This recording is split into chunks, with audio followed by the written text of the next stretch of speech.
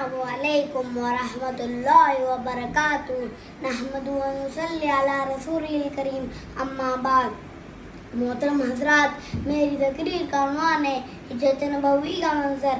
جب مشرک مکہ کا ظلم و ستم بڑھا تو اہل ایمان بارگاہ رسالت سے اجازت پا کر مکہ شریف سے مدینہ منورہ ہجرت کر گئے۔ پھر جب کفار نے قلب اسلام سے خوف زدہ ہو کر آپ صلی اللہ علیہ وسلم کے قتل کا ناپاک منصوبہ بنایا تو اللہ تعالیٰ کے حکم سے آپ صلی اللہ علیہ وسلم نے بھی حضرت ابوبکر صدیق رضی اللہ عنہ کے ساتھ ہجرت کرنے کا ارادہ فرمایا۔ آپ صلی اللہ علیہ وسلم نے نبوت کے 13ویں سال مکہ سے مدینہ کی طرف ہجرت فرمائی۔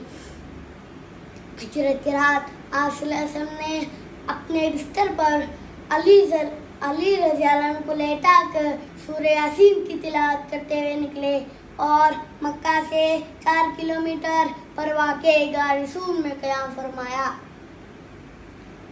جب کفار مکہ صبح غفلت کی نیند سے بیدار ہوئے تو آپ صلی اللہ علیہ وسلم کے بستر پر حضرت علی رضی اللہ عنہ کو پایا تو فوراً آپ صلی اللہ علیہ وسلم کے تعاقب میں نکلے اور تعاقب کرتے کرتے غار ثور تک پہنچ گئے، لیکن اللہ تعالیٰ کفار مکہ کی آنکھوں پر پردہ ڈال دیا اور آپ صلی اللہ علیہ وسلم کو محفوظ رکھا۔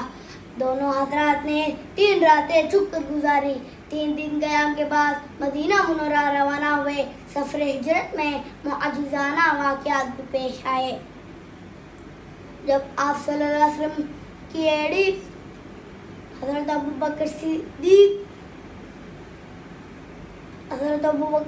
رضی اللہ عنہ کی ایڑی پر سانپ نے دس لیا تو لعاب دہن لگانے سے آرام آ گیا۔ اسی طرح جب سراقہ بن مالک نے آپ صلی اللہ علیہ وسلم کا پیچھا کیا تو زمین نے اس کو پکڑ لیا۔ اہل